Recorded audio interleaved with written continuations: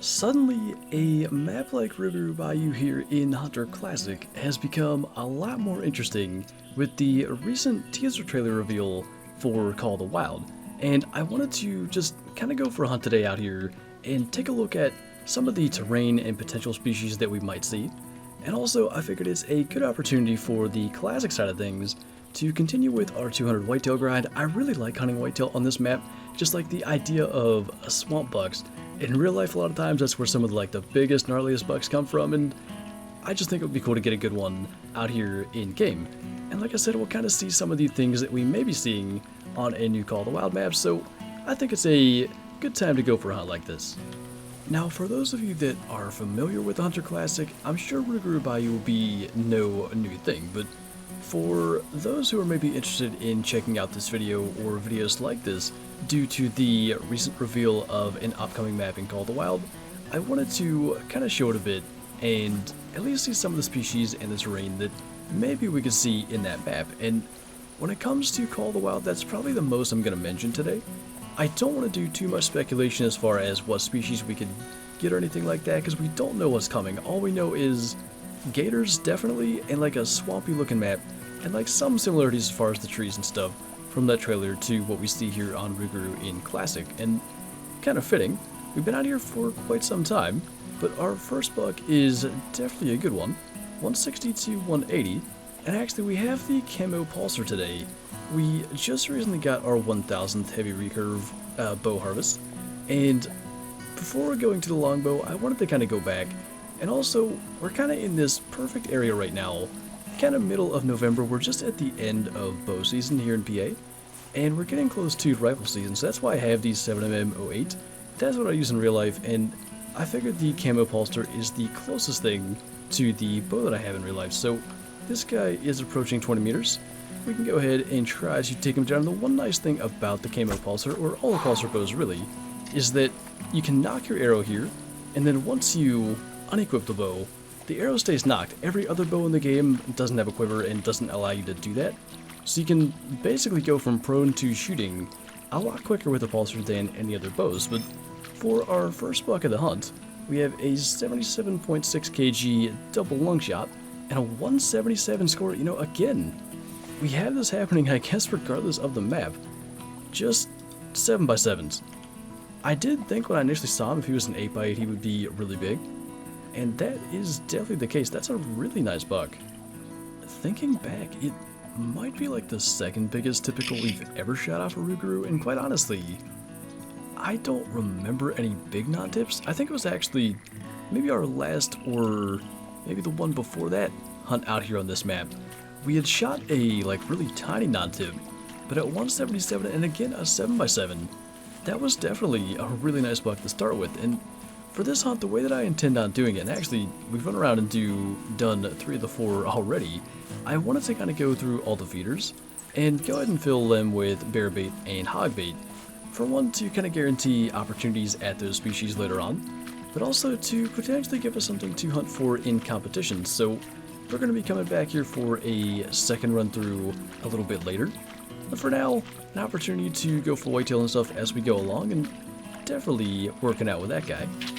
I guess if there's one more thing to say about Call of the Wild in this video, it's that I guess there's a chance that we could be looking at a lot of stuff potentially to come to the game, or absolutely nothing, minus maybe a bit of the environment. I'm quite confident that some of the trees in that trailer resembled what's here on Rougarou.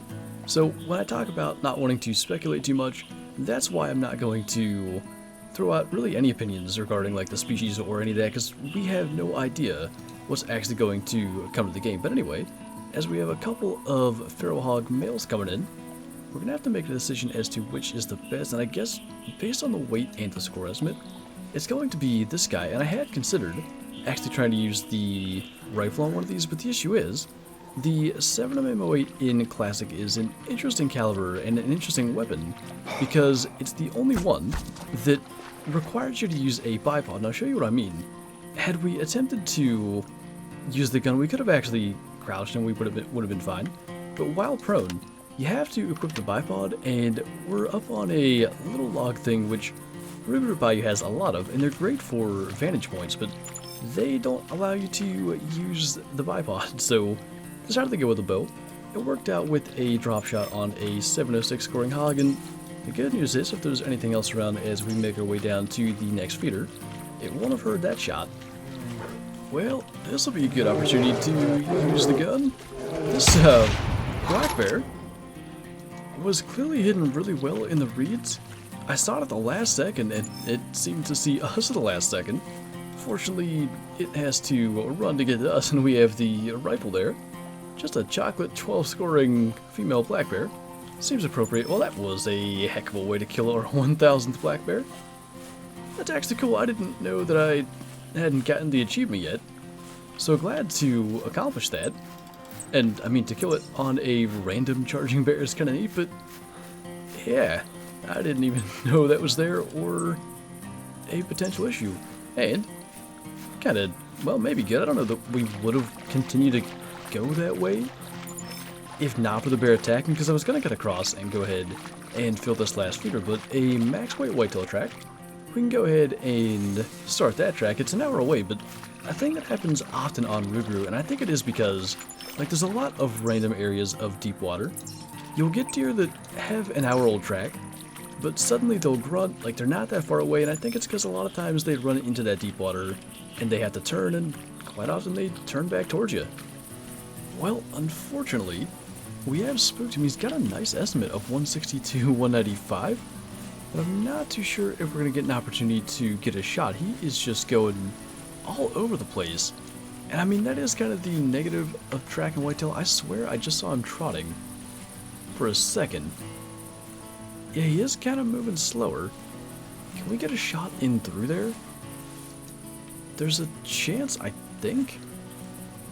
Like, I can kind of see that he's moving around, but when you get into these areas where, again, the deer start to potentially walk back towards you, and you never know exactly when that's going to happen, it can be very easy to end up with basically that. You spook a deer that you have no idea is getting that close to you. So I see him moving around. We're trying to basically move over to the left far enough that we have view of his body and not just his antlers, actually. Maybe right in there could be our window. And this is a thing that I talk about fairly often in Classic, is this kind of mechanic almost, where you move forward and then take a shot. The thing is, we've got another buck close. Okay. I guess we'll bring that in because we don't know what it is. Now the thing is, we were just kind of moving around a lot and didn't spook that buck. Man, I hope we don't end up regretting that decision, but we'll leave a waypoint over where he is, and maybe that buck is going to calm down. There's not many places he can go, so we'll see. Well, there's our second buck, and predictably he's not that big. Like I said at the time, we were kind of running around, and I figured that if there was a big buck, it would have heard that and taken off. But at the very least, we've been sitting here a while now. I've not seen any sign of the one that we were tracking, and I'm quite confident that pulsar shot will not send him running. So the thing is, again, when it comes to this map, we can't just simply go crawling in his direction, because the water is going to be a barrier that we can't cross without at least crouching, and we just don't know where he is. So I think for the moment, just kind of sitting here and calling is going to be the move, and hopefully either he just kind of walks out in view just as he's moving around, or maybe he'll come down and head our way.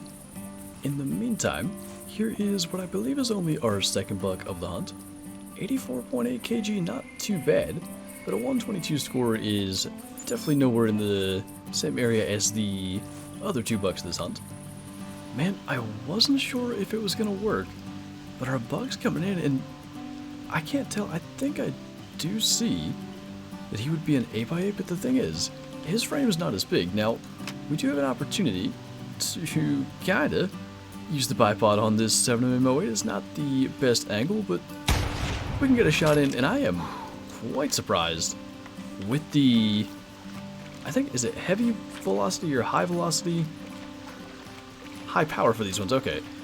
Basically, the more powerful ammo. Wasn't sure exactly what they were called, but I'm surprised that he ran at all. I would have thought it would have been a lung hit, evidently body, but clearly from the health percentage, he's not going to be going far. In fact, he's down in this little kind of dip right here. So, as for a score 173 for that guy, I mean, okay, we do a lot of hunts in the Hunter Classic, specifically focused at Whitetail, and there's not many where we kill multiple 170s, and I've got to say, I think there's been one ever, which was like 5 years ago, that I can recall getting multiple 170s on Rougarou Bayou, and we're in multiplayer.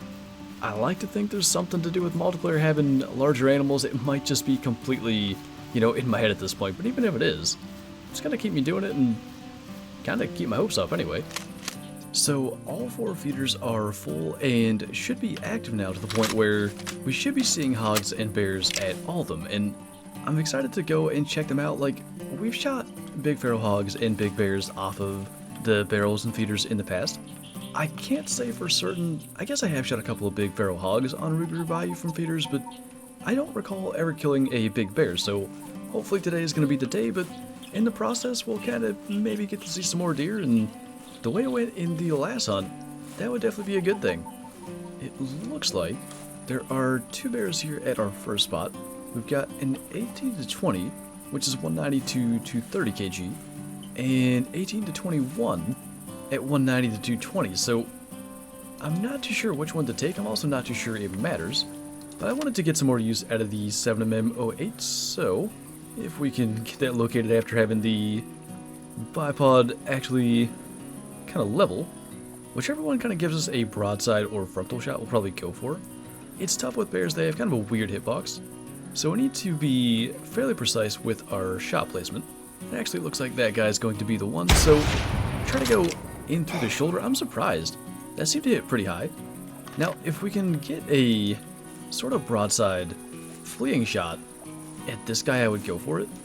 It doesn't really look like he wants to give us that kind of shot, so we're just going to let him go. For one, we only have, I think, 6 more rounds with us, or 4 more rounds with us for the high power. And the other side of it is, black bear hitboxes, to get the lungs, you pretty much need to shoot in through the leg or through the shoulder. And I didn't really want to have like an intestine shot and 1-2 track. We have a lot of spots to get to yet, and no point wasting ammo and time on something like that. So I believe we shot the one with a slightly lower estimate but higher weight, and he is a 19.4, so not bad.